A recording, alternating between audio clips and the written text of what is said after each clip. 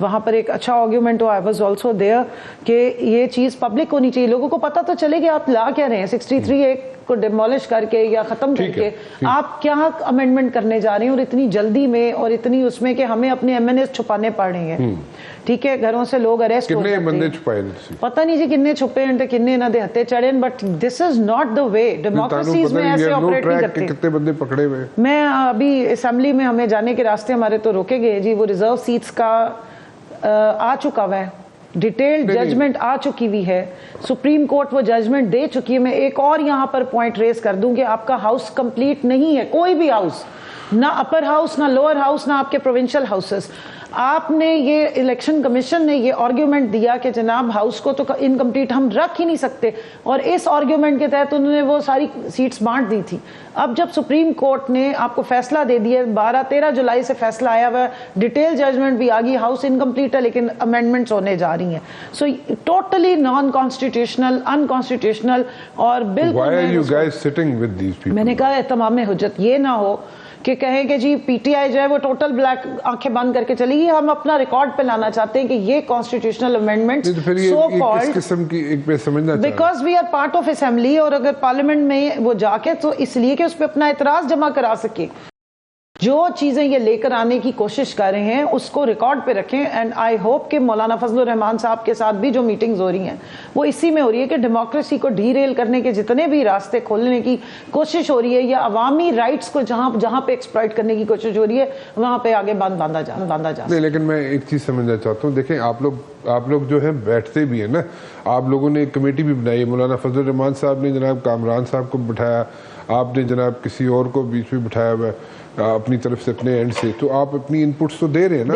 नहीं, उनको नहीं दे रहे। हम अपना मसवदा बना के उधर पेश करेंगे कि हमारी साइड से क्या है, as opposition, as responsible opposition. तो फिर उस कमेटी का क्या फायदा हुआ? नहीं, वो कमेटी कर रही है ना काम जी। कामरान मुर्तजा साहब एक अपना डॉक्यूमेंट ला रहे हैं कि उनका क्या आप लोगों की आप है जी, बिल्कुल हैं, बिल्कुल एक पेज पे हैं, बातचीत कर रहे हैं, डिलिब्रेशंस कर रहे हैं।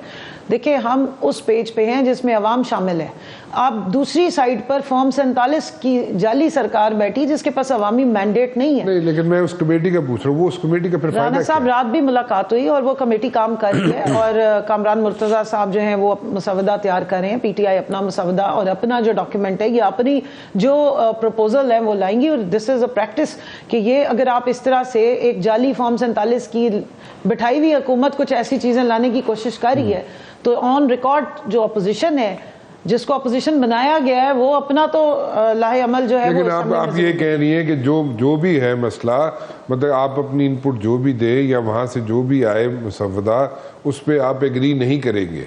आप अपनी अमेंडमेंट, आप अपने उस पर ना या नाराजगी या उस पे क्रॉस लगा के ही आगे चलेंगे। देखिए, आप उसको मानते ही नहीं है सिरे से। जो चीज अगर अवाम की, एक तो अवाम बैक्ड हुकूमत ना दे रही हो, वो ठीक है, वो सारी बातें। सेकेंडली वो प्रो अवाम ना हो। पूछ रहा हूँ कि कमेटी के साथ आप लोग बैठे हैं। कौन सी कमेटी जी? ये जो कमेटी बनाई इन्होंने जनाब मौलाना फजलुर रहमान साहब ने, एक बंदा आपका एक उसका, वो उसमें तो काम चल रहा है ना, वो तो आपस में कोलैबोरेशन से हो रहा है। कोलैबोरेशन क्या है उसमें? फिर यही कि जिन चीजों पे हमारी आपस में सेटलमेंट है, या जिन चीजों पे प्रो जमहूरियत वाले लोग जिनको अवाम बैक करी हो और अवाम के इंटरेस्ट वॉच कर रहे हो, उस तरह की जो अमेंडमेंट्स है वो प्रपोज करेंगे। लेकिन जो जाली फॉर्म 47 की हुकूमत की तरफ से चीजें आ रही है, हम उसके लिए उसके अगेंस्ट स्टैंड ले रहे हैं। अच्छा, चले। और वो हैं क्या, ये भी पब्लिक नहीं किया जा रहा। So we demand as public कि इसको आप ओपन करें। ये कॉन्स्टिट्यूशनल राइट है, राइट टू इंफॉर्मेशन के तहत आपने क्या ड्राफ्ट बनाया वो तो पब्लिक करें।